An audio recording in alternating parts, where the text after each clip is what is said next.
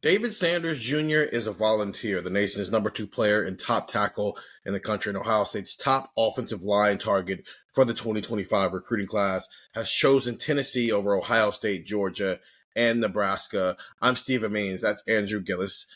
Andrew, that leaves Ohio State, who still has the number 1 class in the country, with only 2 offensive line commits as it heads into the season, as things stand right now. Carter Lowe, the number 50 player and number 6 offensive tackle in the country, and then Jake Cook, number 427 player, number 25 interior offensive lineman in the country. That's only 2 guys, though. Andrew, where does Ohio State turn from here after essentially putting itself in an all-or-nothing situation with David Sanders? Yeah, Ohio State is not in a great spot right now as it relates to its offensive line recruiting. They've only offered 29 players in the 2025 class on the offensive line, and there's just a handful of them that are remaining uncommitted. You know, the highest rated or the most notable uncommitted player, I would say, is Javen McFadden. He's a 3-star interior player out of Upper Marlboro, Maryland. Ohio State's kind of been kicking around on him for a while. It seems like Colorado's in the mix. Seems like a couple other schools are in the mix, but that's probably the most likely option. There are a couple options that, frankly, we're not going to know about until they happen. And what I mean by that is we're going to have a Gabe Van Sickle situation, I think, where Ohio State has to go back and circle back on a player that it maybe didn't offer the first time around, wait for some senior film to come in, offer a kid who is currently committed to another school, or offer a kid who currently doesn't have a commitment anywhere, offer a kid who's not committed. But that's where we're at right now. And that's the unfortunate part for Ohio State's 2025 offensive line class, is that it felt like David Sanders Jr., the 5-star offensive tackle, he would have been the highest rated offensive tackle in quite a while. I think he would have been in the 247 Sports era, the highest rated offensive tackle for Ohio State in terms of the composite rankings, higher than Paris Johnson, higher than Nicholas Petit-Frere. This was a really, really talented football player, and it felt like Ohio State pushed all of its chips in to try and get him.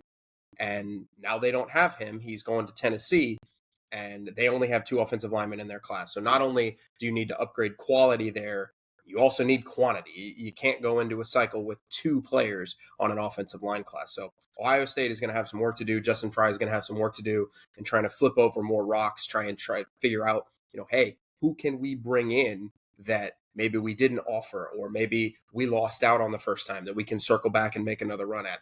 Those are the kind of conversations that I think Ohio State's going to have to start having here. And I think that's my biggest gripe with it, and I think that might be fans' biggest gripe with it as well. The 29 offers, I think the number itself we can make too big of a deal out of.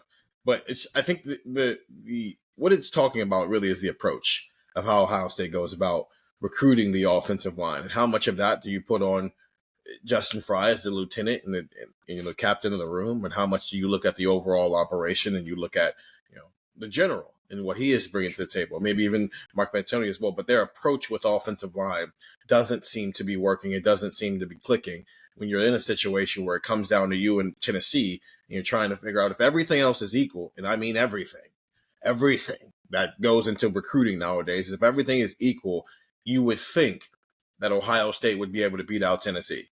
And that's not happening. You would think Ohio State would be able to beat out some of these other schools it's losing to, but that's not necessarily what's happening. And whatever that process is, whatever that philosophy is, does it need to shift? Does it need to evolve now that you live in this world of very quickly scholarship numbers and limits on rosters are going to go from 85 to 105? And with that being the case, I am just wondering, Andrew, if they need to change the way they go about recruiting that position, because it's not clicking. For whatever reason, it's not clicking unless it's guys in your state. And now you end up with whoever the highly rated guy is in your backyard. And then you get, which is what Carter Lowe is. And then you end up with a guy who always dreamed of being a Buckeye. No matter what else was going on, he wanted to be a Buckeye. Yeah. And so he was willing to wait around. He was even willing to commit to another school, but understanding to that school, if Ohio State offers me, I'm going to flip.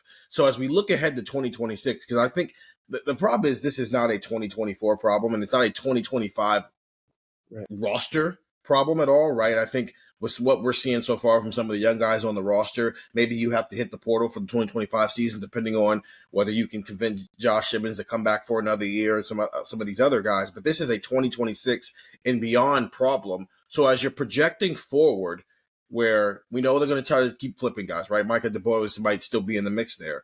But looking ahead to 2026, how imperative is it that Ohio State lock down what it might be a state full of guys who are highly rated Ohio State caliber players? Oh, it's big. The 26 class is huge. There's a lot of players in the state of Ohio that are really highly rated, highly talented players. There's a couple kids that Ohio State has been able to pull from in the past. You got Hoban up in Akron. That's a school where there's a couple players. Like Northeast Ohio is loaded with offensive linemen in the 26 class. There's even a couple kids. I think of Micah Smith down in Florida, Champ Smith, if you will. He lives in Florida. He really likes Ohio State. I've talked to him before. He really, really likes what Ohio State has to offer. He really likes Columbus. He really likes the Buckeye program. But you have to hit now, right? Like you have to make a really, really big effort on the 2026 class. And I think that starts with casting a wider net. I think that that's fair to say. I think when many people look at you, I'm glad you mentioned the offers. I think when people talk about the offers, they sometimes misconstrue that. Not all offers from all schools are committable. You can offer a kid and not take his commitment at that time, right? Like that's something that we know happens across all of college sports. So Ohio State could have 29 offers and all of them are committable or whatever. You could have a small amount of offers, but all of them are committable. And you have more committable offers than a Georgia, than an Alabama, schools that do offer dozens and dozens of offensive linemen. But I think what you have to avoid is the exact situation that we are talking about right now. You've got kids in your backyard that you should get, right? You've got kids in your backyard that should be committing to Ohio State at some point in the next year or two. If you don't get those kids, you don't want to be in a situation where you and I are on this podcast, on this video going, wonder where they're going to go next. I guess we're going to have to wait and see. We don't quite know the answer to that yet because that's where we're at with David Sanders. So you have to avoid that situation. And I think casting a wider net, not only, hey, it's great to have a plan B. You hope you never use it. But Ohio State's having to use their plan B and plan C right now. And we don't quite know what that is. They put everything in on plan A in the 2025 class, and it didn't work out. So if the 2026 plan A doesn't work out, what is your 2026 plan B? That's the question I have. What can you do to prevent this where it's, hey, we didn't get this 5-star. You're going to lose a 5-star from time to time. On a one-off, it's okay to lose a 5-star. It really is. I know you want to land every 5-star, but you're not going to end up with 25 stars in a class. However, you can't have this happen and then not have a backup plan. You can't not have a 4-star ready to go or a high 3-star that can develop or something like that. You got to have a backup plan. I think that is what I need to see from the 26 class. Can you get a requisite wave of plans where, hey, if this kid doesn't work out or if this plan doesn't work out, here's where we're going. And if that doesn't work out, here's where we're going. And when we say cast a wider net, to your point, everybody's offers aren't the same. And so Ohio State having this small amount of offers, that just means everybody they've offered can commit to Ohio State versus some other places. So it's not about always the offers. It's about the relationships.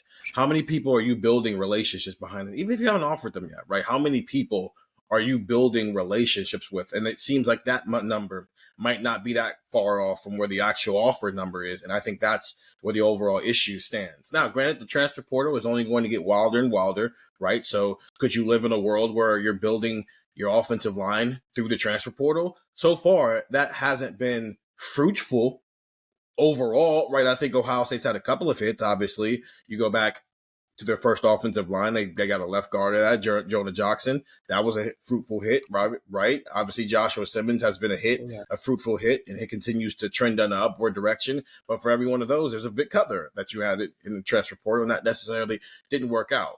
Now, so it's something to keep an eye on, though, because as the transfer portal becomes more and more of the wild, wild west, could you see situations like Ohio State losing Josh Petty to Georgia Tech for what it was clearly NIL reasons? And I don't want to put that on that kid strictly, but just in general, are there players right now who are at college football programs for one reason, and maybe that reason no longer is sustainable 2 or 3 years later? And could Ohio State come on the back end and get players like that? Maybe. We don't have time to discuss that today. I think that's a bigger, longer conversation. Sure. But the point I think we're both making here, Andrew, is what you're doing is not working. Yeah. It's not working. It's not clicking for whatever reason, whether it's NIL or just the normal stuff in recruit, whatever the reasoning is.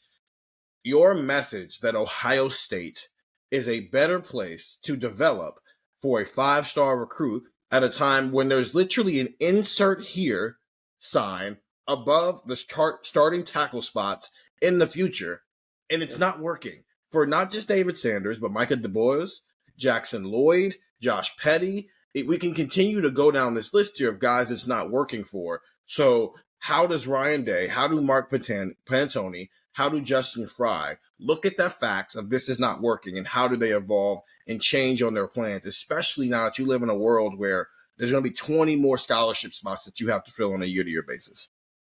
Yeah, and that's the question, right? It's what can you do? And I think kind of going back to casting that wider net has to be the impetus here, because we can talk about the transfer portal, and it feels like that's, some of our tech subscribers have said that in the past. Well, I guess we'll have to hit the portal hard on the offensive line. Maybe the offensive line develops, and maybe things change with the transfer portal as you move through. But it has been, I'll use past, it has been a dicey proposition to try to find ready-made Ohio State offensive linemen in the transfer portal.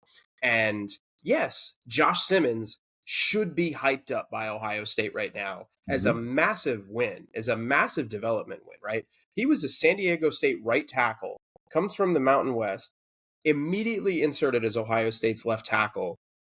First couple of games, Steven, not great. It did not look great for him. And now we're talking about him going, man, I wonder if they can hang on to him at the end of the year and not let him go to the NFL so you can have him for that 2025 season. That's where we're talking about with Josh Simmons. So that's a massive win. But I don't think you want to be living in a world where you're trying to make Mountain West or Sun Belt right tackles your left tackle or vice versa. You don't want to live in that world where you are going to find somebody in the transfer portal that can come in and make an impact. Because if you're really great, odds are you're not transferring, right? Like look at the tackles at Texas or the tackle at LSU, or even last year with Olu Fashanu and Joe Alt. If you're really good, you stay put, because that school is going to take care of you. And people like to stay where their stuff is. So it's risky business trying to make your living in the transfer portal. That's why I think things have to change for Ohio State in the high school level. And then if things change on the transfer portal level, then we can have that discussion at a later time. But for now, Ohio State, the number one class in the country, but still only 2 offensive linemen after losing David Sanders, the number 2 player and the top offensive tackle in the country, to Tennessee. Tennessee joins a list that includes, I think there's now 9 schools who have at least one 5-star recruit committed to their program. He's their 22nd overall commit for a top 10 recruiting class. Get the text 614-350-3315. All news, all analysis, everything you could possibly need going to your phone first before anywhere else. And we'll continue to have this discussion on Buckeye Talk if you're watching this on YouTube. So go listen to Buckeye Talk wherever you find podcasts. But for now, I'm Stephen Means, and that was Andrew Gillis. And that was a short YouTube version of Buckeye Talk.